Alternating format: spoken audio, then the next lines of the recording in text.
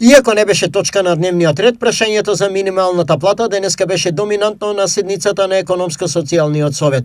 Ставовите и понатаму остануваат различни поради што и неизвестно е дали договор ќе има и на наредната седница. Изминатите денови разговаравме за зголемување на сите останати плати преку ваков модел на субвенционирано плаќање на придонесите или ослободување од плаќање на придонесите во одреден временски период, 6, 8 или 12 месеци, што потоа ќе каже дека ќе остане во платата на вработените и потоа ќе продолжат да плаќаат придонеси. Имавме такви примери во минатото кои се покажаа како добри, не само што се зголеми просечната плата, туку се зголеми и платите на сите вработени, а се елиминираше делот на сивата економија кој е 250 милиони евра поради неплатени придонеси на задолжително социјално осигурување. Ставот на работодавачите за зголемување на минималната плата е следниот. Она на што ние излеговме со што ние излеговме дека го почитуваме законот, функционираме институционално како ќе одлучат државните институции, така ќе делуваме понатака и покрај тоа што топката беше префрлена на синдикатите и работодавачите сами да одлучат, меѓутоа ние не можеме да се мешаме во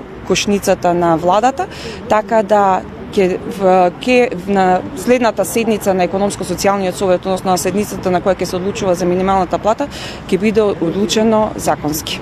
Огромно внимание и тензија предизвика и одлуката во иднина потрошувачката кошничка да не ја пресметува како досега Сојузот на синдикати на Македонија, туку институционално тело. Веројатно ќе биде координиран напад и во наредниот период.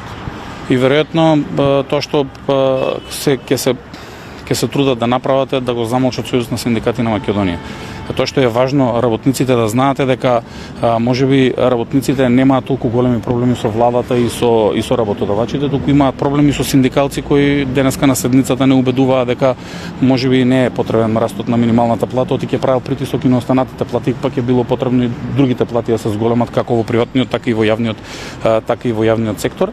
Нас не е битно, значи кој може и ние да правиме синдикална кошничка, секој да прави, не е тоа поентата. Поентата со денешната плата, јас ако заедно кажам пример, да земам 30.000 плата, главната поента ќе биде до година истиот период, еве вака пред медиумите да соопштиме дека со истата плата земам повеќе производи. Тоа е успехот за нас, а некој ќе прави синдикална кошничка. Од друга страна, представникот на работодавачите изјави: тоа се веќе политички одлуки и политички елементи кои ги користи синдикатот за своји придобивки.